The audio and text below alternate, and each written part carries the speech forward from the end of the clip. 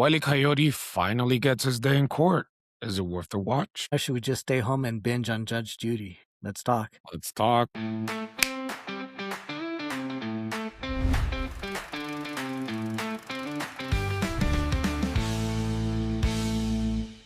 Welcome back, everybody, to NJ Hot Takes. My name is Andre.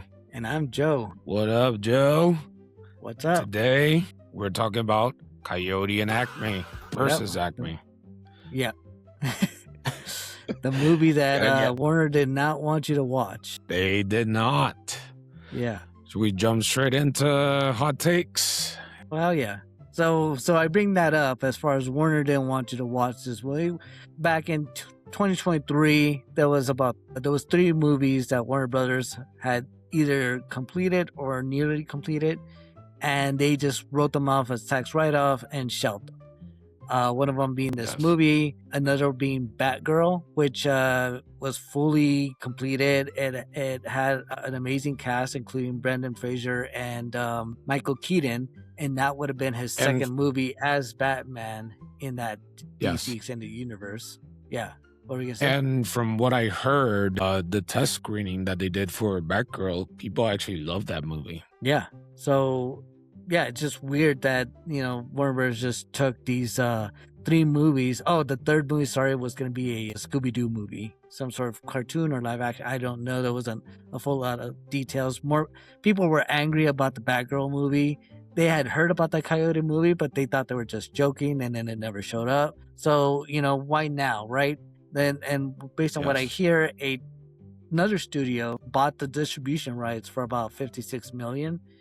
And yeah, they're going to go ahead and release it. Now, it's still Warner Brothers film, but any of the profits that they make in the theaters will not be going to Warner Brothers. They'll be going to the distribution company that paid for the rights. So I think that's kind of weird. Yeah, so feeding off your hot take, one of my hot take also was around all the controversy that was going on with it. And these shady tactics from Warner Brothers, and does this deserve even a watch? Seeing what Warner Brothers did with it, of saying they're making this, writing it off as a tax cut and shelving and bringing it back now.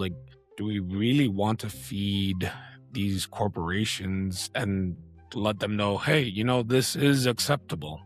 Is that something that we want to do? No, especially as fans, right? Because Batgirl, I was excited for that, and as I said, test screening, people were excited. People loved the movie. So I was super pumped because you guys know I'm a huge DC fan. So I was pumped for it. And all of a sudden it gets shelved. So are we saying that, you know what, it's okay? Or are we not going to agree with this? And even I might say boycott. Yeah, no, it's a fine line to walk, because I see your point, right? We don't want to reward the company for doing something like this, which, by the way, I already said they're not getting the profits, but still, they're gonna see if it is successful. They're gonna be like, oh yeah, then we had a massive hit on our hands and we didn't profit off of it. So let's fast track a sequel and maybe get some other Looney Tunes characters out there. And then next thing you know, we've got Space Jam 3. True. Very true. So to jump into one of my other hot takes, based on how this movie was made, it reminded me so much of Who Framed Roger Rabbit. You remember that movie? Yeah. I got a lot of that, where you have that animation mixed together with real life people, real environments. However, how can a movie that was done so long ago look way better than what this actually showed in the trailer? I don't know if you agree with me, where I feel that number one, the animation and how the drawn-in characters with the real actors kind of blended better together than what we actually saw in this trailer. I think it's due to high definition, right?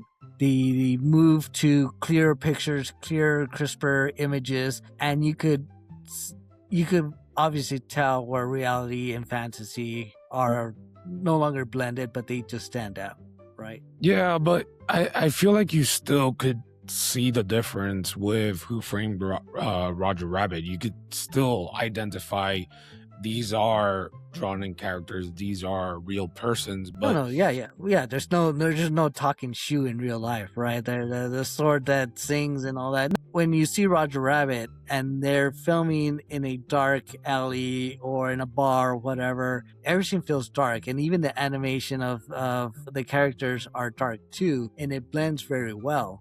Where nowadays, like true.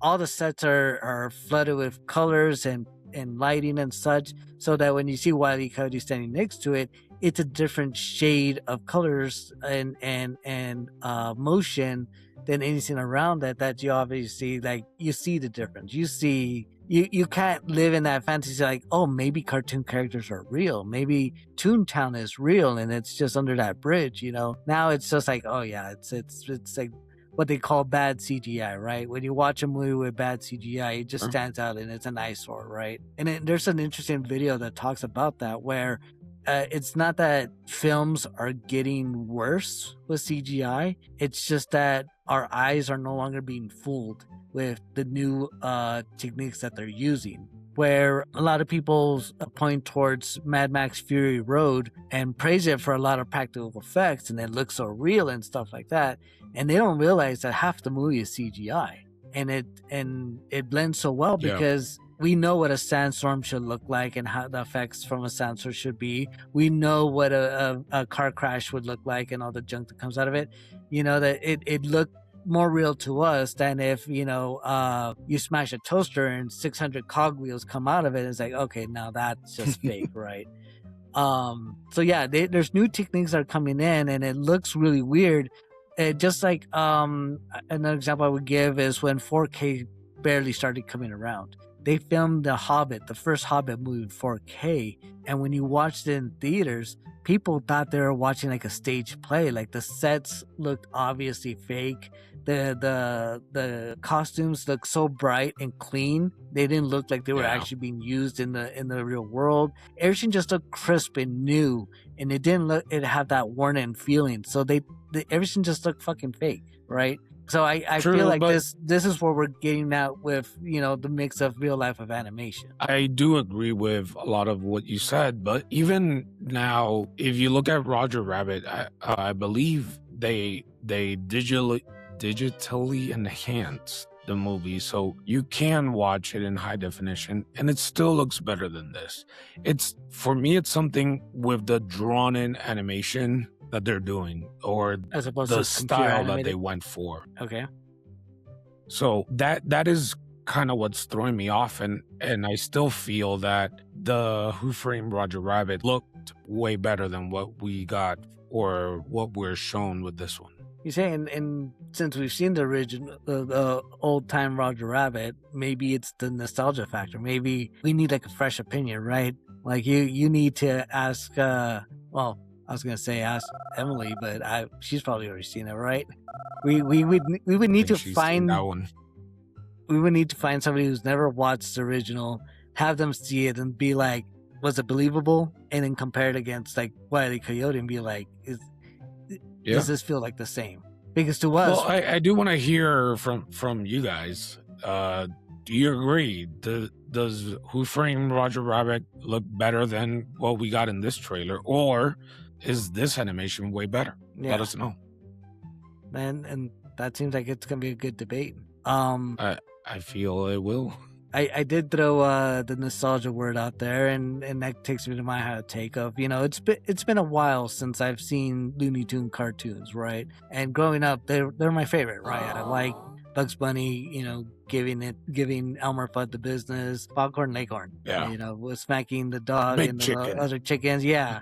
So the Wile E versus Roadrunner cartoons were the funniest because no dialogue. You just saw what he was trying to do. He would buy all these contraptions, and they would either work as intended, but a little too well, or just wouldn't work against the Roadrunner. In a sense, like you could use all these products how you like, but you cannot use it against another living thing, right? Yeah, it was they would always backfire. Right. So I gotta say, like I remember back when I was younger and I would watch it. I loved watching it, especially because you didn't have to like hear any conversation. You just watched it, picture in your mind the conversation that's going on, because they would give you hints and cues of, you know, what he's trying to communicate. But it was up to you, and you would make up these conversations in your head. For me, it was one of the best ones. Right. But my fear is that you go to the theater, you sit down, and you're not going to see anything new. They're going to rehash, like, as evidence, every single episode you've already seen, and there's nothing new coming out of this film other than what they filmed in the courtroom and everything around it, right? I don't think so, because they do show things outside of what the cartoon was and the courtroom. So there are other stuff that are going on throughout the movie. So I think you're gonna see kind of them trying to use all those weird contractions or items, and they're going to backfire in some shape or form. So I think we are going to get a little bit of that. It's not just going to be those I'm going to say in air quotes. Yeah. Okay. Well, and at least that's what I got. All right. Well, hopefully it leans more towards new stuff as opposed to rehashing the old. But it's got a great cast that I've seen so far, and especially John Cena, which has proven himself to be a pretty comedic actor in the past couple of years. Yes. So I'm more hyped to know that he's in it more than Will Forte, who, funny enough, was one of the first actors listed for this movie to begin with. So, you know, maybe Will Forte got my attention, but I'm staying for the Cena. Yeah, you can't see me. Yeah. Yeah, but no, that goes into part of a conversation that we had in a previous episode where we were talking about wrestlers, and they kind of fall into either comedy or action or both. You know, they bring a little bit of both. And John Cena, he does fall into that action comedy part of movies, because he is pretty good in delivering those one-liners, or, you know, just being funny, because that's kind of what he was portraying in wrestling. So when I saw him there, I was super excited. I do like what he has done, especially with Pacifier.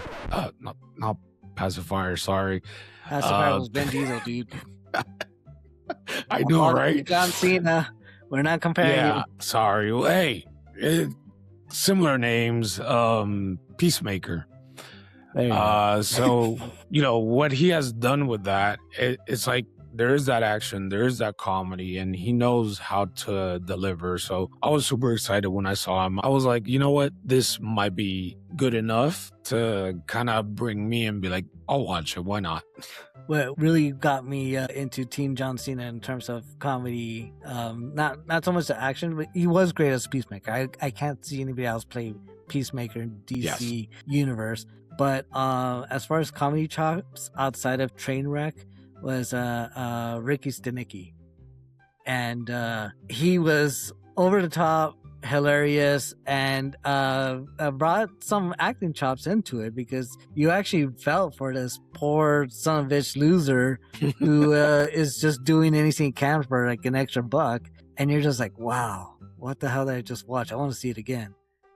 Yeah, and I mean, to be fair, like when you see him doing interviews, he's actually funny during interviews as well. So it's not something that he's helped by writers. It's something that's within him to be that great. So I'm super excited for it. Well, all those years of faking it on wrestling really paid off. There you go. So, right. Where does this lead us? So what's your verdict? Are you watching it? I am not going to watch it, actually. I'm going to say not on this one, just because of the controversy going around with Warner Brothers. For me, this is going to be a hard not. All right. Fair enough. So you're sticking it to Warner Brothers?